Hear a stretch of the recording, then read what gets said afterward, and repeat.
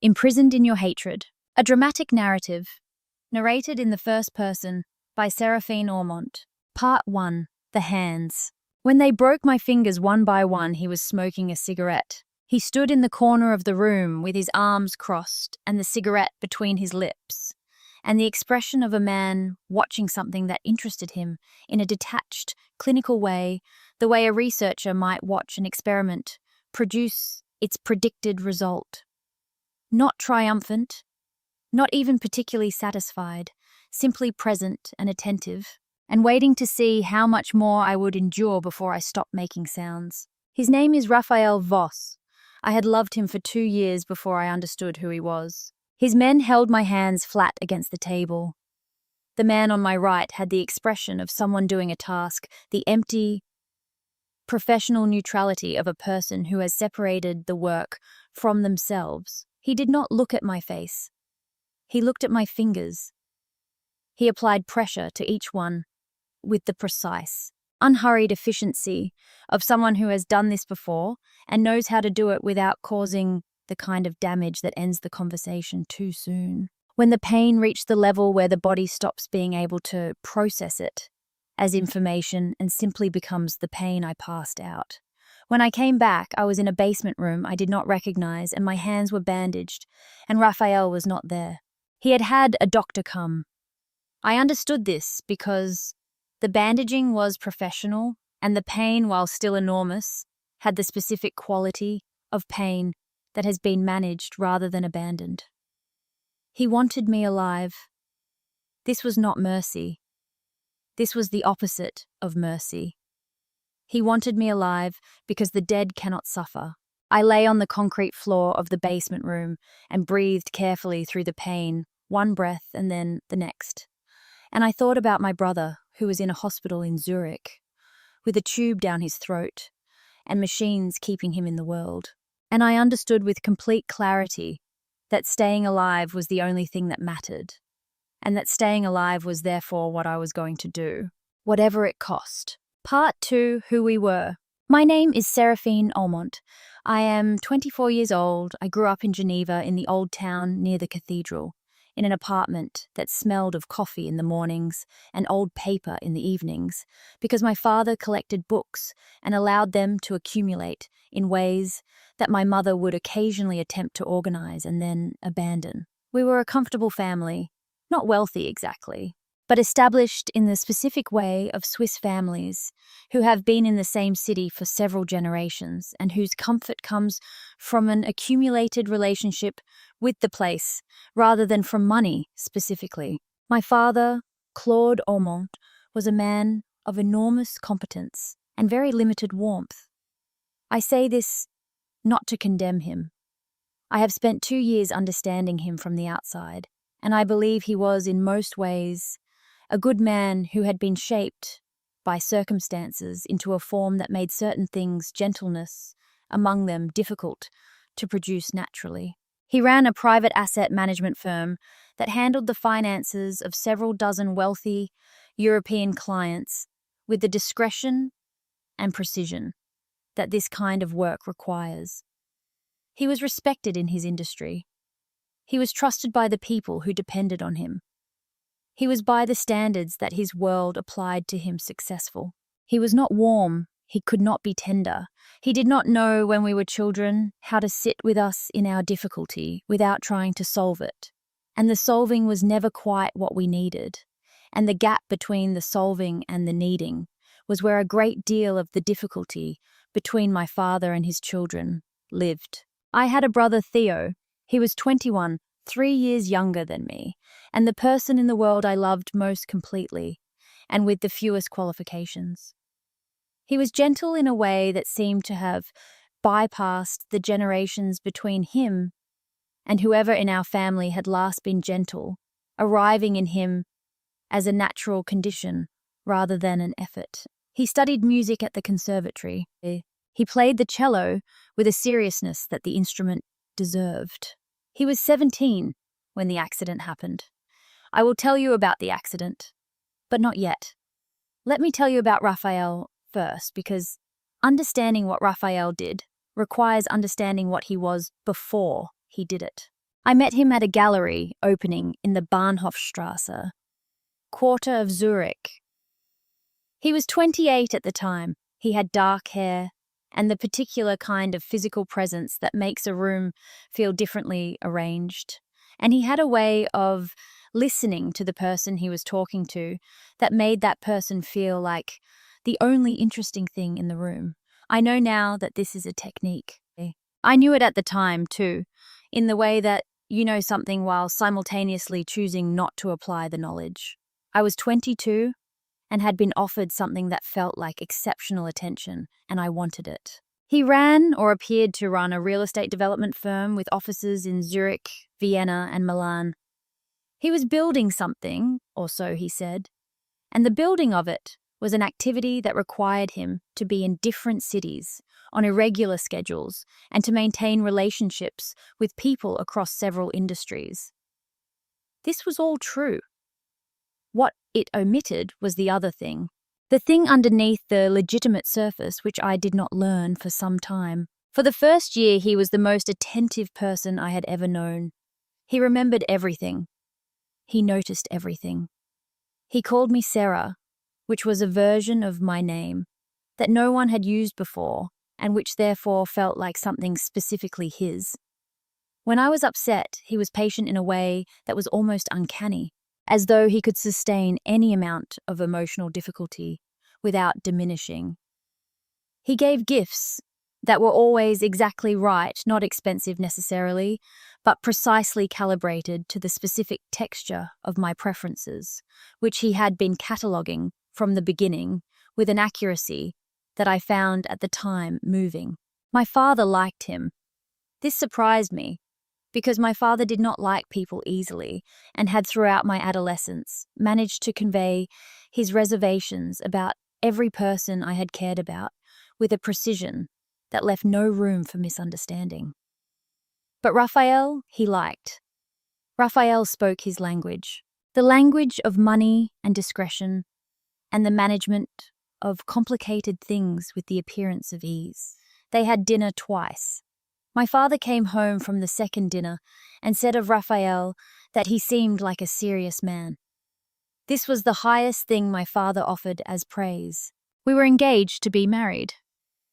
Raphael gave me a ring at the house in Cologne, the lakeside suburb, where he had rented a villa for the autumn, in the early evening, when the light on the lake was doing the thing it does in October, turning everything briefly amber.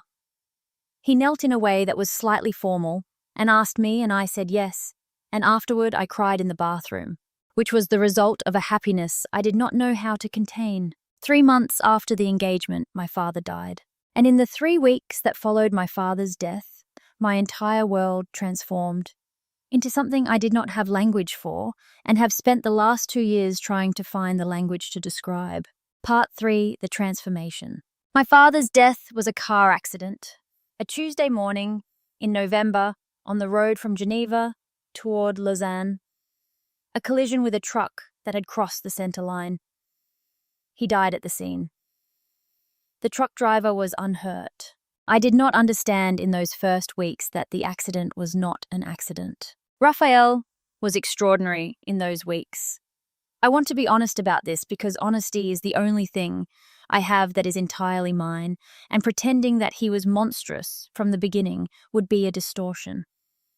He was present with a completeness that I had not experienced before in the context of grief. He came to the apartment in Geneva and stayed.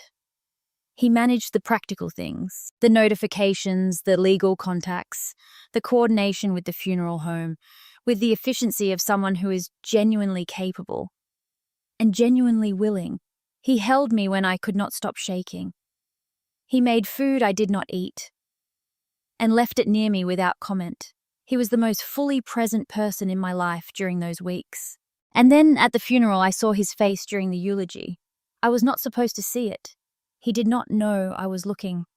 The eulogy was delivered by my father's business partner, a man named Hoffman, and it described my father as a man of integrity and precision and the kind of professional excellence that constituted its own form of ethics. While Hoffman spoke, I looked at Raphael, his face was not grieving.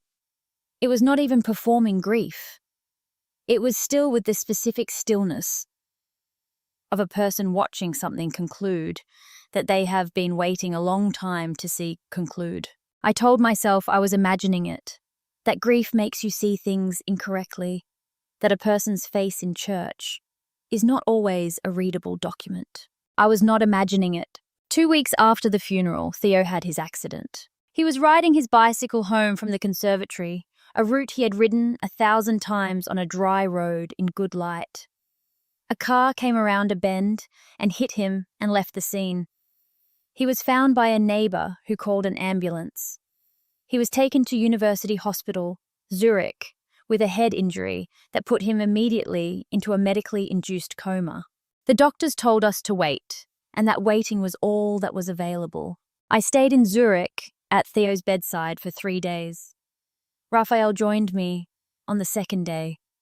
He sat beside me in the hospital and held my hand and said all of the things that people say when they do not know what to say, which were the right things said, with the right quality of voice, and I was too exhausted and too frightened to look at his face correctly. It was on the 4th day that the truth began. Not dramatically, not with a confrontation or a revelation. It began with a phone call I should not have answered, from a number I did not recognize. That turned out to be a man named Sauer, who introduced himself as a police investigator and who wanted to ask me several questions about my father's business activities in the 18 months before his death. I should have told Raphael about this call immediately. I did not. Something stopped me. Not a specific suspicion yet, an instinct, the specific animal instinct that the body produces before the mind has worked out what it knows, that said, wait. That said, do not tell him this yet. That said, pay attention to what happens in his face when he does not know you are watching. I started watching. What I found over the course of the next 3 weeks destroyed everything I thought I knew about the previous 2 years of my life. Part 4, The Truth Below the Surface. Investigator Sauer met me twice. Both times I told Raphael I was visiting a friend from university. Both times Raphael accepted this without visible skepticism, and both times I paid very careful attention to what his acceptance looked like, whether it was the simple acceptance of a person who trusts or the performed acceptance of a person who already knows. I could not tell. He was too practiced. What Sauer told me in careful and measured installments was this. Raphael Voss was not primarily a real estate developer. He was the senior operational figure in a financial network that moved money across European borders in ways that involved the corruption of several professional intermediaries, among them certain asset managers who had relationships with his network through what appeared to be legitimate business arrangements. My father had been one of these intermediaries, not willingly according to Sauer. Not at first, but there had been an original agreement made under circumstances that Sauer described as pressure rather than choice, and once inside the arrangement, the pressure had been sustained, and my father had been sustained within it. This was already enough, but there was more. Raphael had a sister. Her name was Claudette. She had been 19 years old, 8 years before the events I am describing. She had been beautiful, Sauer told me, in the way that certain people are beautiful, in a way that draws the wrong kind of attention. My father's business had been considerably less legitimate at that point in its history than it had become by the time I was old enough to understand it, and Claudette had come to my father's attention in the context of a business dinner, and my father had used his position to pursue her in ways that were not acceptable, and when she had refused. He had used his leverage over her family to force her compliance. She had not complied. She had taken the alternative that she believed was the only one available to her. She had been found in the Rhone near Geneva on a Sunday morning in March, 18 years old. Raphael had been 10 years old. I sat in the cafe where Sauer and I met, and I tried to find the correct response to this information and could not find one, because the information required responses in contradictory directions simultaneously. My father had done this. My father, who had collected books and been cold and managed difficult things with precision and been, by his own world standards, successful. My father had done this to a 19-year-old girl, and she had died, and her 10-year-old brother had grown up with that knowledge and had built himself carefully and over many years into the kind of person who could reach back across the distance of time and arrange the consequences. He had arranged my father's death. The truck that crossed the center line had been driven by a man who worked for Raphael. The accident had been planned with the same precision Raphael brought to everything. He had arranged Theo's accident. The car that hit my brother's bicycle had been driven by another man who worked for Raphael. Theo had been chosen because he was the lever, available, the person whose vulnerability could be used to keep me in place once my father was gone, and Raphael's real intentions had to begin revealing themselves. And I had been the instrument, the approach, the patient 2-year construction of a relationship with my father's daughter, designed to provide proximity to my father while the plan was assembled, and then to provide, in the aftermath, a hostage who could be used to manage my behavior once I understood what had happened. I had been in love with the man who killed my father. I had been in love with the man who put my brother in a coma. I sat in the cafe for a long time after Sauer finished speaking, looking at the surface of my coffee, which had gone cold. Then I said, "What do you need from me?" He said, "We need evidence that we cannot gather from the outside. We need someone on the inside." I said, "How much time do I have to decide?" He said, "As much as you need." I looked at the cold coffee for another moment. I said, "I have already decided. Tell me what you need." Part 5, the basement. But before I could give Sauer what he needed, Raphael found out what I knew. Not what I was doing for Sauer. Not yet. Simply that I had been asking questions he had not sanctioned. Someone somewhere in the chain of people who knew things had told him that I had been seen with a man he recognized as connected to the financial crimes division of the Swiss Federal Police. He came home to our apartment, which I had moved into after Theo's accident, at his invitation. And he was not the Raphael I knew. He was not performing anything. He was simply what he was, which was a man who had been waiting for a long time to be able to stop performing. He sat across from me at the dining table and looked at me for a moment, and then told me what he knew. I said nothing. He said, "How much do you know?" I said nothing. He said in the voice that I understood now had always been available underneath the gentler voice, the specific flat voice of someone to whom other people are instruments, Seraphine. "I'm going to ask you one more time." I said, "Enough." The word cost me something I do not have a name for. The specific currency of a person who has just made a decision that cannot be unmade. He said, "And Theodore, my brother, his name in Raphael's mouth was one of the worst things I have ever heard." I said, "If you touch him, whatever I have already given the police is enough to finish you, without any further cooperation from me." He looked at me for a moment with the evaluating stillness he used when he was assessing a situation. Then he called 2 men into the room, and I understood that I had just been told my situation. The basement. 2 weeks in the basement of the house in Cologne. A room that had no windows and very little light, which Raphael had chosen deliberately because he knew from 2 years of careful attention to everything about me that darkness was the thing I found most difficult. He had listened to me describe this once, in the early months of our relationship. A childhood experience that had left me with a significant and specific fear of enclosed dark spaces. He had listened and remembered and filed the information. He had always been preparing for the possibility that this moment would come. The food was minimal. The light was a single bulb that was turned off for 12 hours at a time. The bandages on my hands were changed by a man who arrived once a day without speaking. The pain was constant, and the darkness was its own separate punishment. And I lay on the floor or sat against the wall and breathed one breath, and then the next, and thought about Theo. Theo in the hospital in Zurich with the machines and the tube and the nurses who moved around his bed with the careful attention of people managing a fragile situation. I thought about the specific quality of his face when he was sleeping, which was the same quality it had had since he was a small child, completely open, completely unguarded. The face of a person who does not know yet that sleep requires defense. I thought about the sound of him playing the cello in his room. When we were adolescents, the particular note he could hold longer than should have been physically possible, as though the sound were generated by something inside him that the instrument simply transmitted. I thought about the morning after our father's death, when Theo had come to find me in the kitchen at 4 a.m, unable to sleep, and had sat beside me at the table and put his arm around my shoulders without saying anything, and we had sat there until the light changed. He had been 19.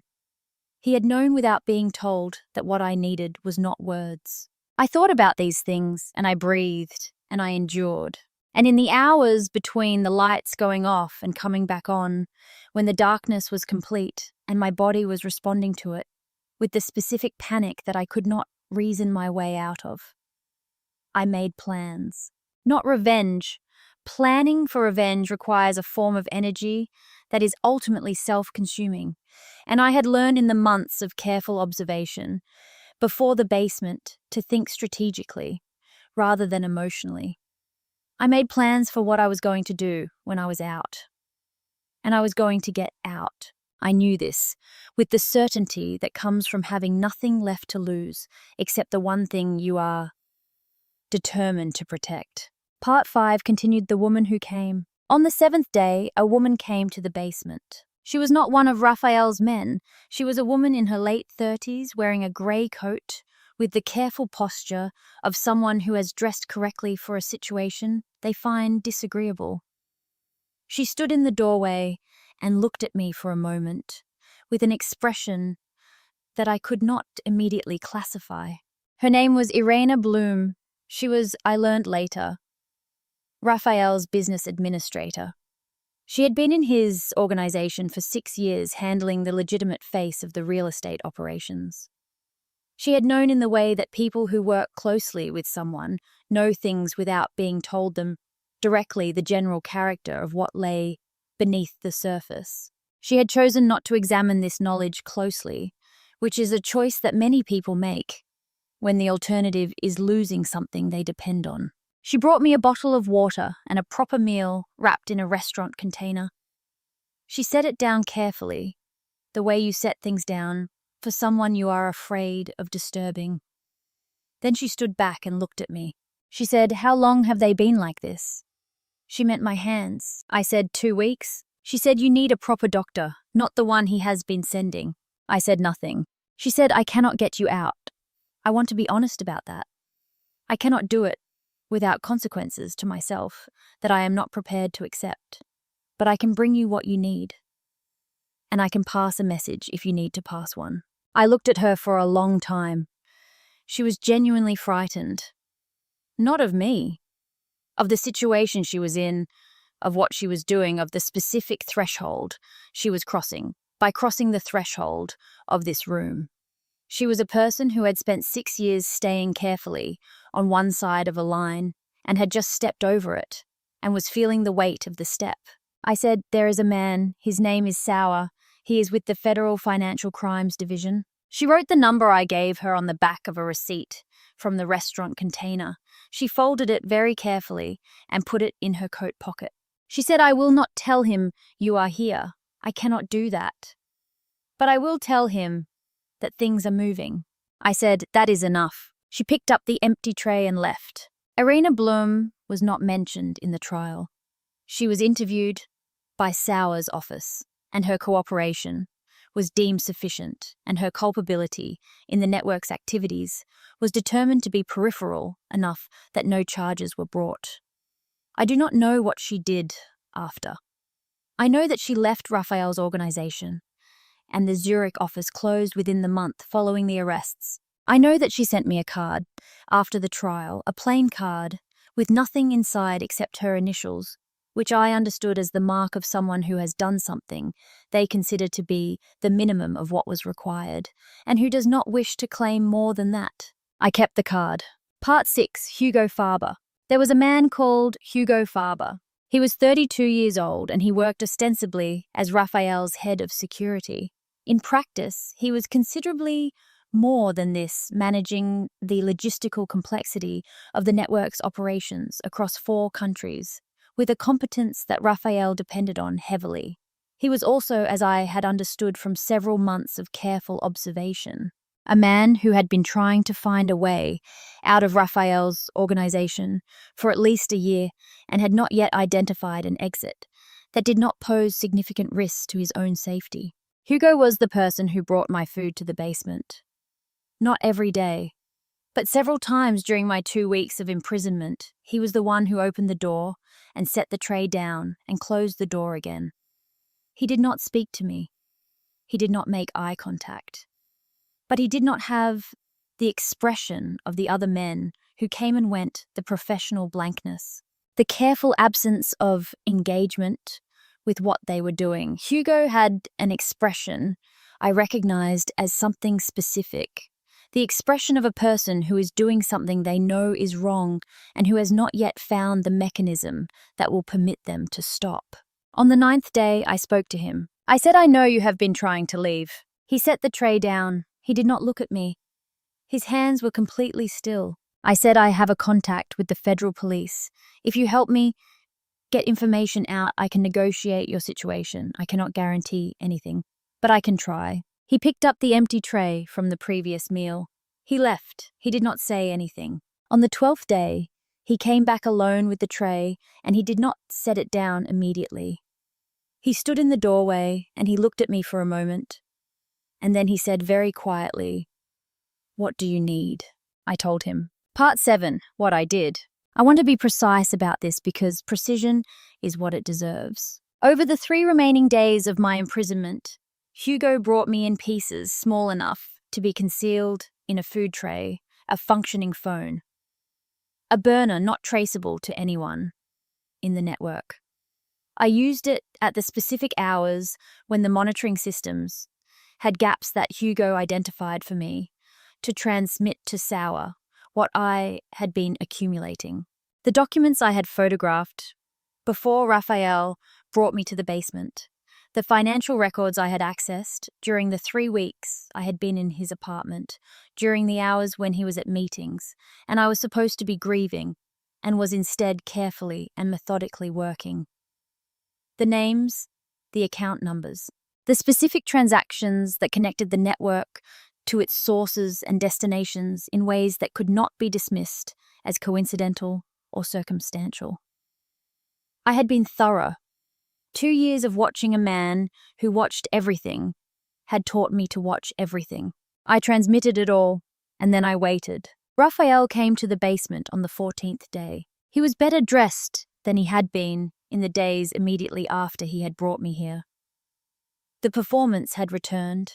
He was wearing the dark coat he wore for important meetings, and his hair was arranged with the familiar precision, and he looked standing in the doorway of the basement room, like the man I had met at the gallery in Zurich and had believed for 2 years that I knew. For 2 years. He told me I was being released. He told me this with the specific language of someone who has decided that the approach is to be reframed, that the 2 weeks of imprisonment and the broken fingers and the darkness should be understood as a moment of temporary difficulty that is now resolved, that we should proceed from this point as though the previous 2 weeks had been a different story than the one they were.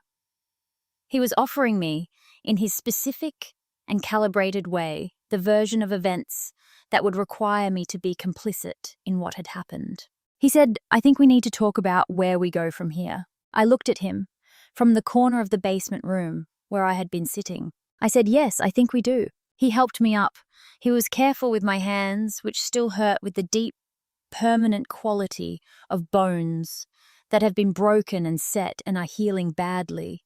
He held my arm as he walked me up the stairs from the basement and into the kitchen of the house in Cologne, which was immaculate and smelled of coffee and was lit by the autumn light coming off the lake. He sat me at the kitchen table and poured water and sat across from me with the expression of a man about to conduct a negotiation. I looked at him for a long moment. I thought about Claudette, whom I had never met and whose name I had only recently learned, who had been 19 years old and who had chosen the Rhone rather than continue. I thought about what she must have felt in the months before being managed by a powerful man toward a destination she had not chosen and could not escape. I thought about Theo in the hospital in Zurich. I said, Raphael, I need you to listen to me. He said, of course. I said, everything I gathered is already with the police. Before the basement. I sent it before you brought me here. You cannot manage this. The quality of his stillness changed. I said, Hugo has already been in contact with Sauer's office. He has his own information that supplements mine. It is done. Whatever you do to me now changes nothing. He looked at me for a long time, with the evaluating expression I had come to understand as his most honest one. The expression beneath the performance. The expression of the man who had been waiting since he was 10 years old for a particular outcome. He said, why are you telling me this now? I said, because I want you to stop. I want you to go to them yourself, voluntarily. I want you to tell them what happened to Claudette, all of it, everything my father did. I want that on record. I want her story to exist officially, not as a footnote in a financial crimes case, but as the center of it. He said, and you think this changes what happens to me? I said, no. I think it changes what happens to her story. And I think you care about that more than anything else. The silence in the kitchen was very long. He looked at the table. He looked at his hands on the table. He had the hands of someone who manages things smooth and careful, the hands of a person who does not do physical work, but whose work is physical, in the sense that it moves things through the world. He said without looking up, you know what I did to you? I said, yes. He said, you know what I did to your brother? I said, yes. He said, and you are asking me to cooperate with the people who will put me in prison. I said, I am asking you to give Claudette the record she deserves. Everything else is already decided. He was quiet for a very long time. Then he stood up. He walked to the window. He looked at the lake for a while. The October lake, the light, the same amber it had been when he knelt and asked me, and I said yes. He said, I will need to make a call. I said, I know. He made the call from the kitchen in front of me, which I had not expected. He called someone I did not know. He said what needed to be said. He put the phone down. He turned to me. His face was something I had not seen on it before. Something that was not the performance and not the coldness and not the evaluation. Something much older and much less managed than any of those. He said, I am sorry. He said it in the specific way that the inadequate word is said when the person saying it knows it is inadequate and says it anyway because there is nothing else in the language that is available. I said nothing. The police arrived 90 minutes later. Part 8, the arrest. I watched from the kitchen window as Raphael walked out of the house in Colony and got into the police car. He did not resist. He did not perform anything. He simply walked out of the house in the October light with the expression of a man who has set down something he has been carrying for a very long time and is feeling the specific disorienting lightness of the absence of the weight. Hugo was arrested separately at a location I did not know about. His cooperation had been substantial, and his situation, Sauer told me later, would be managed accordingly. The men who had been in the basement with me, the ones who had broken my fingers and brought my food and operated the lights, were found and processed as part of the wider case that Sauer's office had been building. The case was large. It had roots across 4 countries and involved financial instruments and physical operations and the corruption of several professional figures, including several whose names I knew from my father's dinner table. I went to Zurich. I went directly from the house in Colony to the hospital in Zurich, still wearing the clothes I had been in for 2 weeks, hands still bandaged, smelling of the basement and the specific quality of long confinement. I sat beside Theo's bed and I held his hand, or as much of his hand as I could hold, with the bandages on my own, and I talked to him for a long time, not about what had happened, about other things, about the gallery in Zurich, where we had gone together the winter before the accident, and had disagreed pleasantly about a painter we had both seen for the first time, about the specific quality of the light on Lake Geneva in October, about the time when we were children and had built a fort in the living room, using every blanket in the house, and had convinced our father, who was not a man who played to bring us dinner inside it. I talked for several hours. Then I stopped talking and sat with him. In the silence that had become our primary form of communication, mine and Theo's. The silence we had always understood as being as full as speech. 2 weeks later, he opened his eyes. Part 9. What the hands remember. My fingers healed badly. This is the honest account. They were broken badly and set by someone whose priority was keeping me functional rather than restoring my previous function, and the result was a healing that left several of them with a permanent limitation in their range of motion. The hands that came out of the basement were not the hands that had gone in.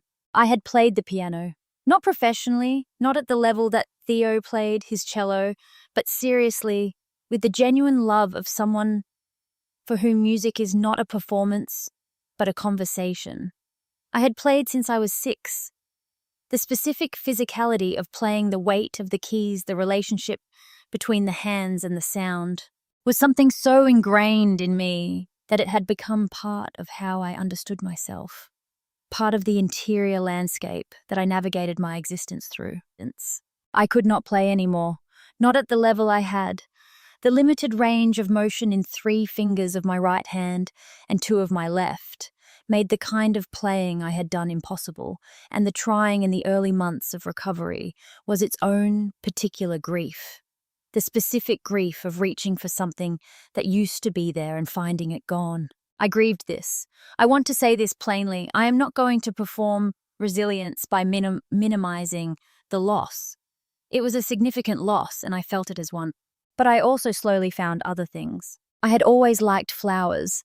My grandmother had kept a garden in the old town of Geneva, a small walled garden that she tended with the patience of someone who understood that most beautiful things require more time than you think.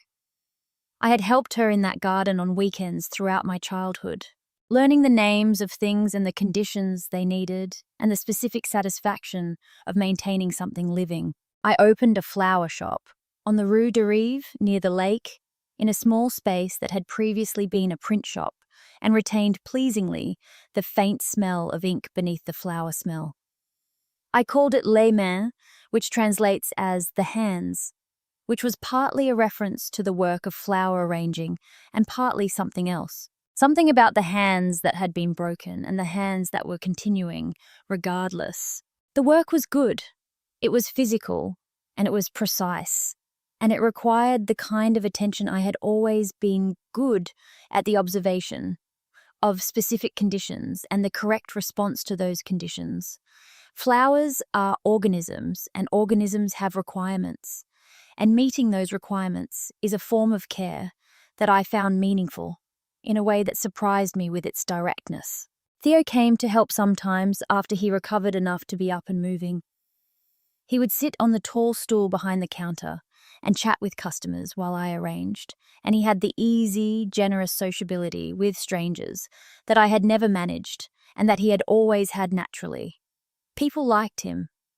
He made the shop feel inhabited in a way that a single person working alone cannot produce. He never fully recovered his hearing on the left side. The head injury had left a permanent deficit that his audiologist was honest with him about, and that he was, with the specific and somewhat exasperating equanimity he brought to everything, apparently at peace with. He could still play. He adapted his cello technique over the following 2 years to compensate for what his left ear could not provide, and the playing that emerged from that adaptation was, he insisted, and I believed, actually better, more interior, more deeply listened to. I thought about what it means to be changed by something irreversible and to find a way through the change that is not simply endurance but is genuinely different. I thought about this often. Part 10, what Raphael sent me. 3 months after his arrest, Raphael sent me a letter. It came through his lawyer to the address of the flower shop, which I took to mean he had been watching where I was in some residual way or had asked someone to find out. The letter was handwritten 4 pages in the precise, slightly architectural handwriting that I recognized from the notes he used to leave me in the early months of our relationship. I held it for a long time before I opened it. He began with her, with Claudette. He told me her story in more detail than Sauer had, the specific texture of it, the months before her death, the way she had tried to navigate an impossible situation with the resources available to a 19-year-old girl whose family was in no position to protect her. He wrote about her with a love that was the most honest thing I had ever seen him produce. The love of a 10-year-old boy watching his sister be destroyed, helpless, filing the knowledge away in the specific place where children store the things they cannot yet act on. He wrote about the years after, the rebuilding of himself around the single purpose of what had happened to her.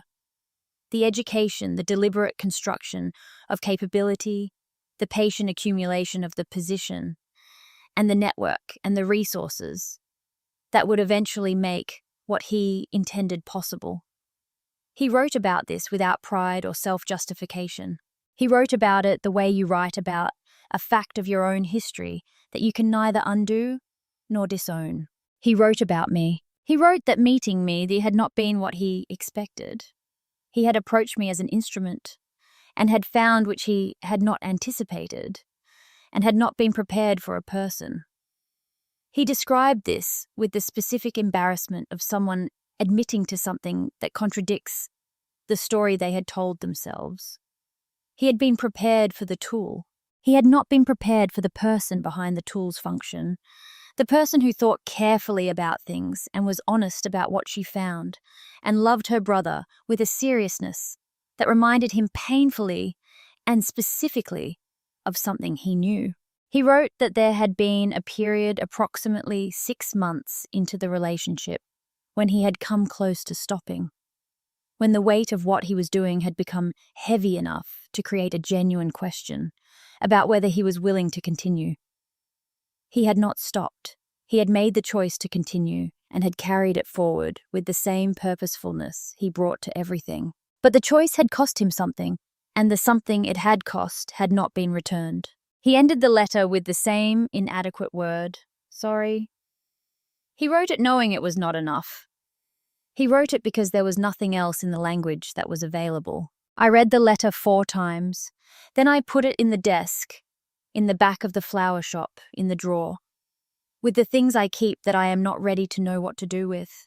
I did not write back. Part 11, Hugo. Hugo Faber's cooperation with the investigation had been, as Sauer had indicated, it would be a significant factor in his sentencing. He served 14 months. He came to the flower shop 6 weeks after his release. He stood in the doorway of the shop for a moment before coming in the way of someone who is not certain of their welcome and is preparing for the possibility of rejection. He was thinner than I remembered, and he had the specific look of someone who has spent a significant period in a controlled environment and is still adjusting to the uncontrolled quality of ordinary space. He said, "I wanted to see how you were." I said, "Come in." He came in. He looked at the flowers with the expression of someone encountering something unexpectedly beautiful. He said, "You opened a shop?" I said, "Yes." He said, "This is good. This is genuinely good." I made coffee. We sat at the small table in the back room that I used for breaks, and I poured and we sat with the coffee for a while without speaking. Hugo had a quality that I had not noticed during the basement period, because during the basement period I was watching him for what he could do rather than for who he was. A quality of stillness that was not the stillness of suppression, but the stillness of someone who has made peace with not knowing what comes next. He said, "How are your hands?" I showed him. The healed hands, the slightly wrong angles, the permanent limitation. He said, "I am sorry for my part in it." I said, "You helped me get out." He said, "After helping him put you in." I said, "Yes, both things are true." He nodded. We drank the coffee. He asked about Theo, and I told him in his face when I told him that Theo had woken up and was at the conservatory again. had a quality that I thought was relief. The specific relief of someone who has been carrying a piece of guilt and has just been given permission to set it down. He came back to the shop occasionally after that, not frequently, but enough that I began to understand him as a person rather than a figure in a story. He had grown up in Frankfurt, the son of a mechanic, and a teacher had drifted into the margins of the financial world through a series of choices that had each seemed reasonable in context and had accumulated over time into a situation he had not chosen in any single moment, but had arrived at through the compounding of many smaller choices. He was trying now to make a different kind of accumulation. He was good with the accounts. I had not intended to offer him anything. But one afternoon I mentioned, not entirely consciously, that the financial management side of the shop was taking time I did not want to spend on it. And he said very carefully that he had some experience in that area, and we looked at each other for a moment, and I said, "Once a week. Afternoons." He said yes. He was meticulous and honest and always left the books in better order than he found them. This was, I thought, a form of the same accumulation he was attempting elsewhere. I did not say this to him. I did not need to. Part 12, Claudette. I found her grave in the spring following the arrests. It was not difficult to find, once I decided to look. A small cemetery outside Geneva, in the village, where her family had lived before everything had happened. A simple headstone with her name and the years 1985 to 2004.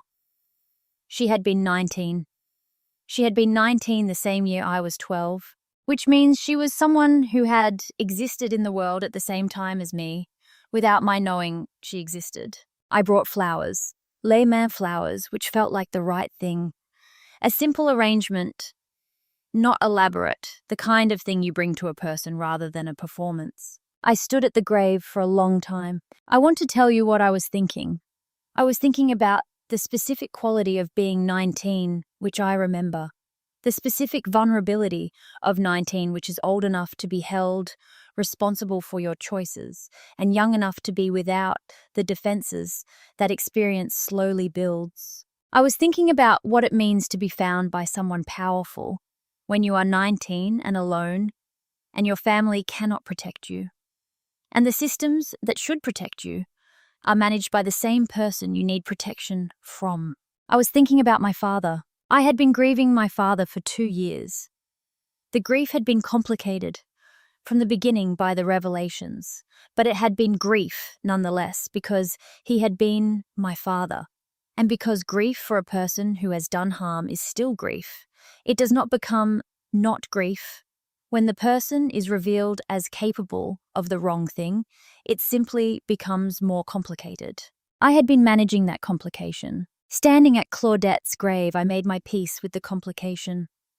Not by excusing my father, by holding both things at once, the father who was cold and capable and who loved books and occasionally surprised me with his understanding, and the man who had done this, who had used his power on a 19-year-old girl and contributed to her death and had never, as far as I knew, been required to account for it. He had been required to account for it by his own daughter's fiancé who had spent 30 years becoming the kind of person who could make him account for it.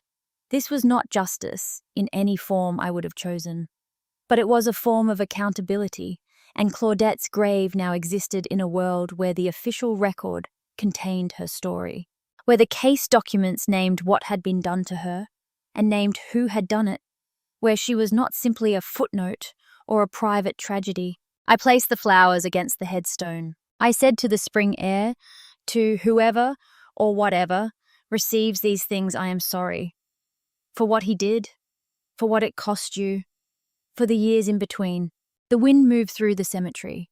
The flowers moved in the wind. I stayed for a while. Then I walked back to the car and drove back to Geneva and opened the flower shop and worked for the rest of the afternoon with the specific, focused attention that the work required. Part 13, the fireworks. It was Theo's idea. His 21st birthday fell in July, which is the right month for things done outside. He had always loved fireworks since we were children, and the specific memory I carry most clearly of him in those years is his face watching the July 14th fireworks from our grandmother's garden, completely unself-conscious in his delight, utterly present in the way that children are present in beautiful things before they learn to watch themselves experiencing them. He said, "I want to do fireworks, not the official ones, our own ones, outside the city." I said, "I will get the fireworks." We drove out to a meadow on the edge of the Jura Hills above the city in the blue evening of a July day that had been warm and was now cooling into the particular freshness that comes when the altitude meets the evening. There were three of us, Theo and Hugo, who had somehow become, in the months since the shop, a person Theo had decided to include in things and me. Hugo set up the fireworks in the meadow with the methodical precision he brought to everything. Theo and I stood further back and watched him work, and Theo said, "Not about anything specific." "It is good, isn't it?" I said, "Yes." He said, "Hugo is a good person who did bad things for a long time. I think he knows that." I said, "I think so too." Theo said, "Like Papa." I said nothing.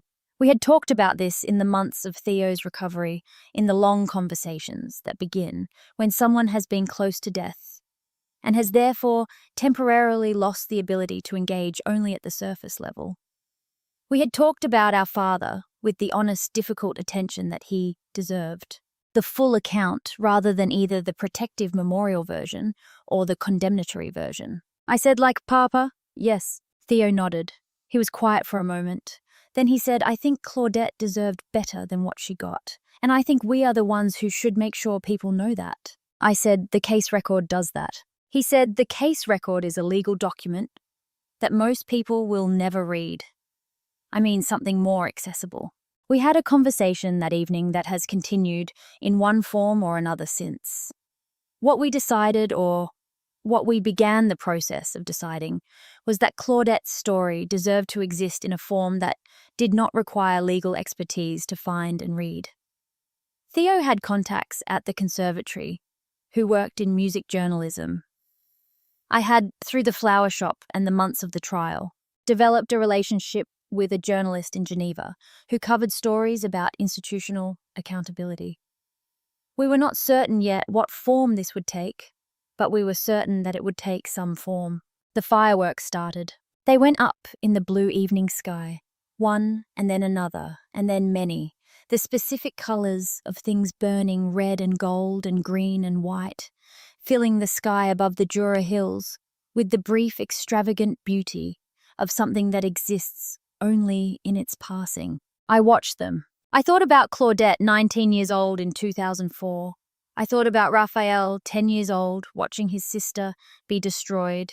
I thought about my father and the long chain of consequences that a single man's choices had set in motion across 3 decades, touching everyone it touched in ways that could not be undone and could only be at best understood and witnessed and named. I thought about my hands, the healed wrong hands, the hands that could not play piano anymore and had learned to arrange flowers instead. I held my hands in front of me, in the dark, and looked at them while the fireworks filled the sky.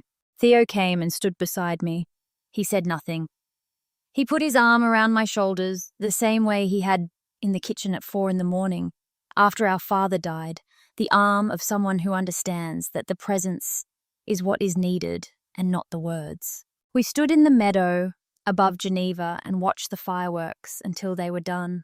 Then Hugo came back from the meadow, and the 3 of us drove back to the city, in the July dark, through the hills and the cooling evening, back toward the lake and the lights and the lives that were continuing differently from before, but continuing nonetheless. Part 14, the letter I did not burn. I want to tell you about the letter one more time, not the content. I have described the content. I want to tell you about what I did with it. I kept it in the desk drawer in the back of the flower shop for 7 months. During those 7 months, I took it out 3 times and read it and put it back. Each reading was different. The first reading was in the raw period of the immediate aftermath, and what I received from it in that reading was primarily anger. a clean and specific anger at the audacity of a letter from a man who had broken my fingers and held me in a dark room and caused my brother to lie in a hospital for weeks with a tube in his throat. The anger was justified, and I did not argue with it.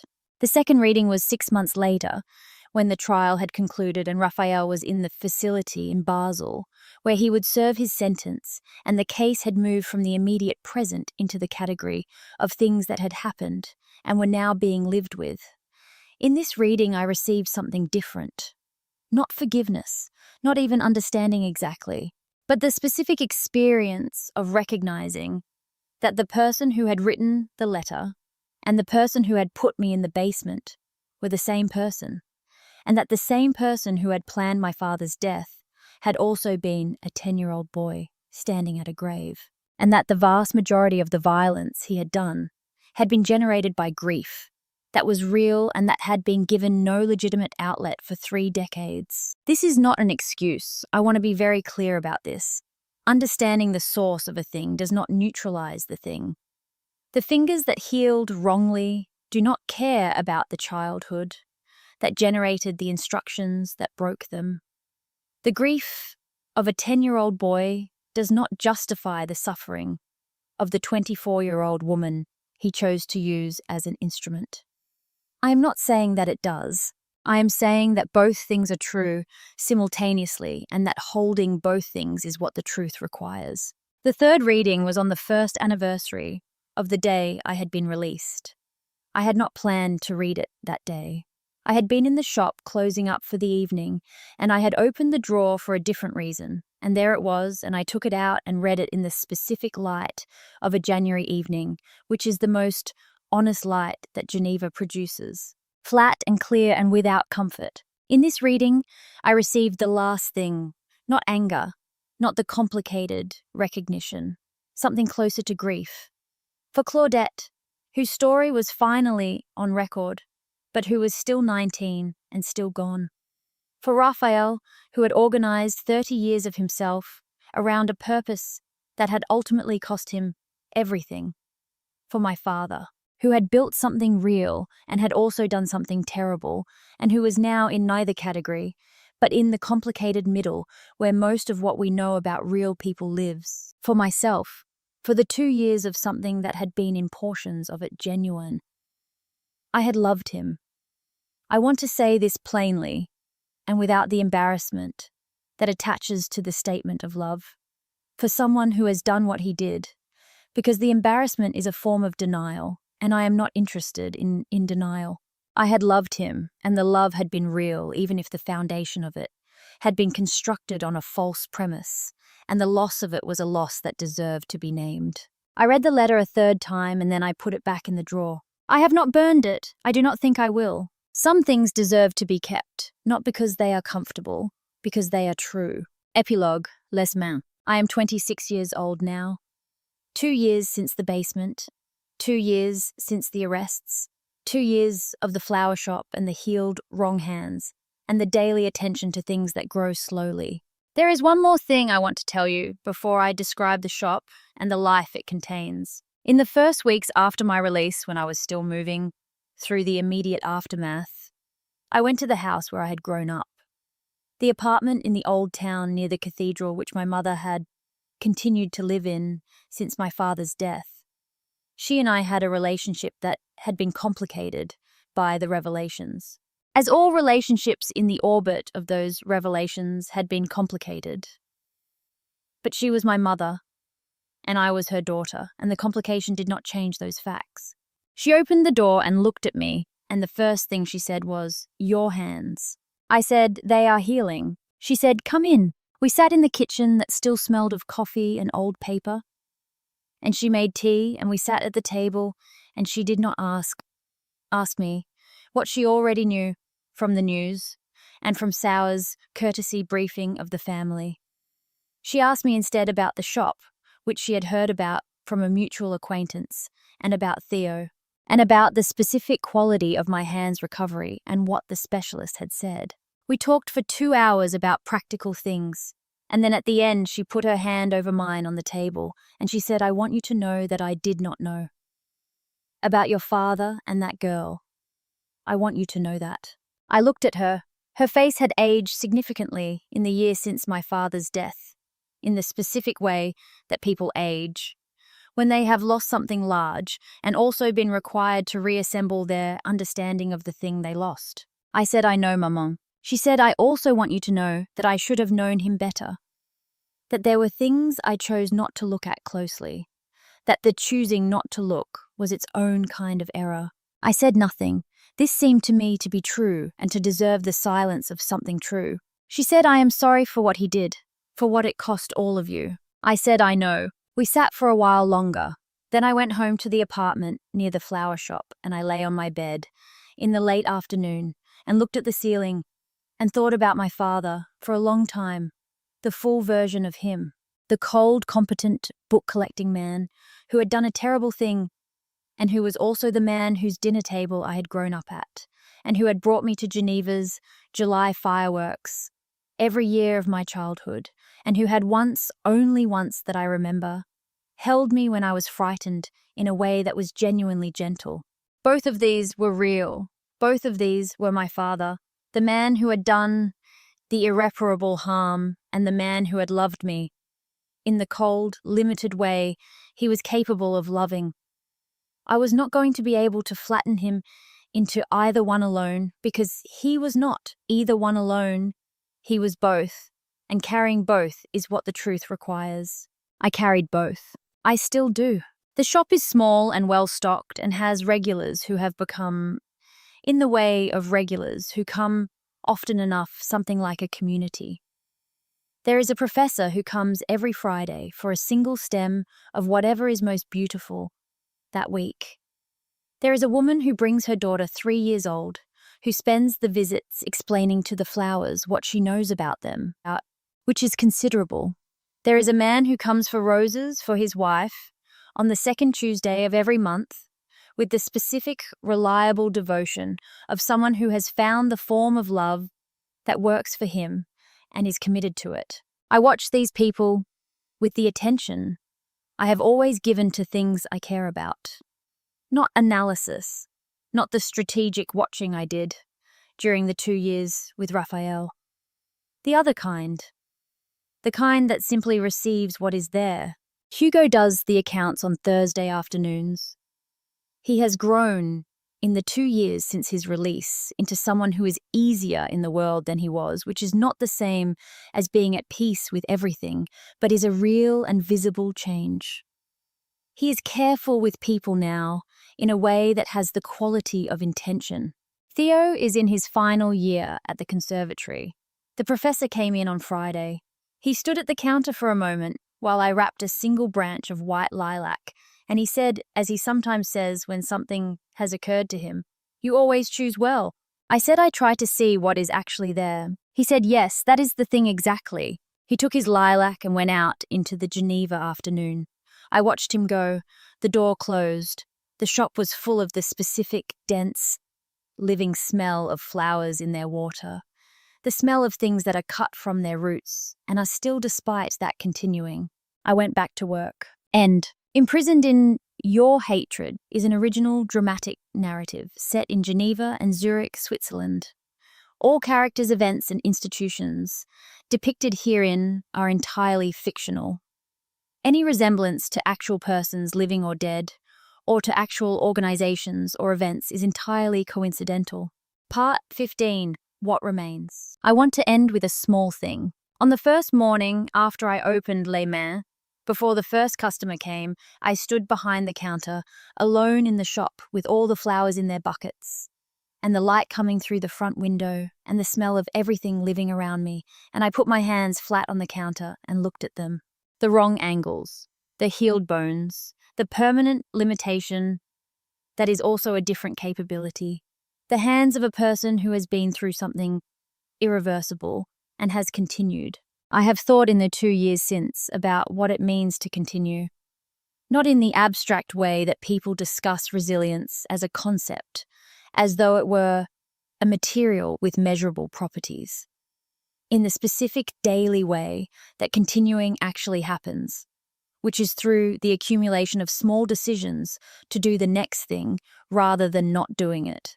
To open the shop and arrange the flowers and pour the water and take the delivery and speak to the professor and write down the accounts and go to Zurich to see Theo and come back to Geneva and do it again the next day.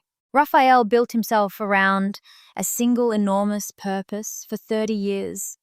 I understand the logic of it, the specific discipline of organizing everything toward one destination, the clarity it provides, the way it removes the exhausting ambiguity of a life that has not decided what it is for. I understand why a person who has been through what he was through at 10 years old would reach for that kind of certainty. But a life built entirely around one purpose, however valid the purpose, is a life that has no room for anything else, and the anything else is where most of living actually happens. It is where Theo practicing the cello in the next room happens. It is where the 3-year-old explaining things to the flowers happens. It is where the professor with his single perfect stem happens. It is where Hugo being careful with the accounts on Thursday afternoons happens. I did not choose what happened to me. I did not choose my father's history, or Raphael's grief, or the basement, or the wrongly healed hands. But I am choosing every day what I build in the space that remains. Les mains, the hands, working. That is enough. That is everything.